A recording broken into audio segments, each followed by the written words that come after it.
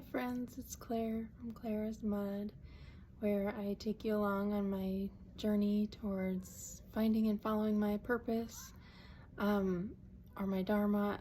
And this week it's a little different. I'm recording on 4th of July from Muncho Lake. I am on my way driving from Alaska to the lower 48, uprooting my whole life and starting something new somewhere new. So it's been a rough couple of days. I left I left Anchorage on the 2nd at about 11:30, drove to Tok, Alaska, and then from Tok drove to Destruction Bay in Yukon Territory, and now I'm in Muncho Lake, BC. But the first 2 hours, hour and a half to 2 hours of my drive leaving Anchorage, I was bawling my brains out. I was really sad. I was grieving. I was kind of scared about the trip because I'd heard the road was bad. My tiny 4x4 trailer is way overloaded. My Subaru Crosstrek is also overloaded. I went from, like a 1,900 square foot house, furnished, to a Subaru Crosstrek and a 4x6 little trailer. So I've shed a lot of things, a lot of just junk. It was hard. And I guess how this relates to purpose is sometimes we just have to let go of things that are hard to let go of. Part of when I was packing too, I was in a just massive freeze response. I was completely overwhelmed.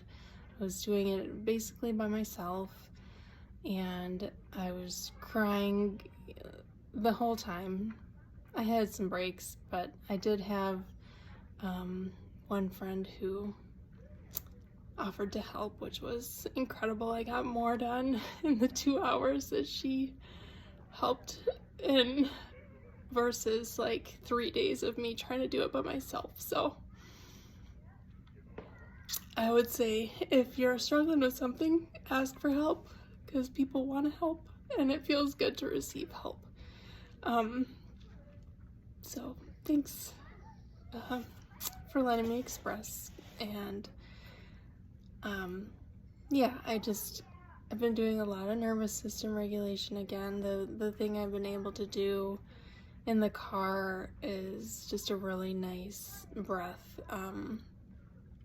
where I'm inhaling for a count of 3 into my lower back ribs, so kind of the kidney area, the lower ribs and your lower mid back area, and then hold that breath in for a count of 5, and then slowly exhale it for the count of 8. And I've found that that practice is really helping just kind of soothe my little soul, who's just going through a lot right now. And also just being with those tears when they come up. And it's kind of this, we tend to loop in our feelings. Some people are afraid to feel their feelings because they're afraid they're never gonna get out of it. And but if we really actually feel the physical sensation versus looping in the story and the words that we're associating with that feeling, it tends to pass pretty fast, and it comes back, and it's been coming back in waves. But when I stop and just say, where is this in my body? A lot of times it's in my throat, and once I say, oh, this tightness is in my throat, it's gone. And I don't have to cry anymore. It's miraculous. Not that I want to avoid crying. Crying is an excellent, expression of emotion and release. And there's medicine there too, but what triggers me to cry is the looping of the story. And so just allowing myself to feel that physical feeling, notice it, honor it, welcome it, and then just let it pass and let it, kind of dissolve. It's been just really helpful for me. So I wanted to share that and just tools that I'm learning along the way. I don't know if it relates to purpose, but it just felt helpful to share.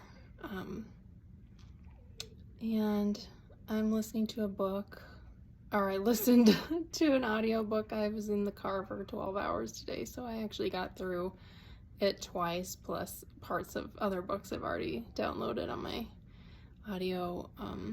audiobook app called I can't even recall what it's called. I'll post it in the notes. The Wisdom of the Path by Yasmin Cheyenne.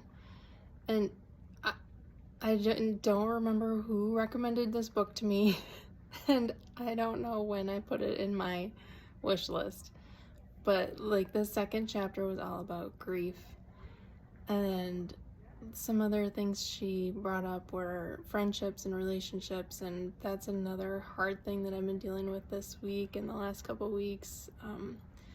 My astrocartography for where I was living in Anchorage, Alaska, was just rough on relationships. That was just the energetic line that was going through that region, and it was just basically relationships are going to struggle while you're here, and they sure did, which is part of the reason I'm moving. It was just helpful to know that it wasn't something wrong with me. It was just that energy was going to be influencing me while I was there.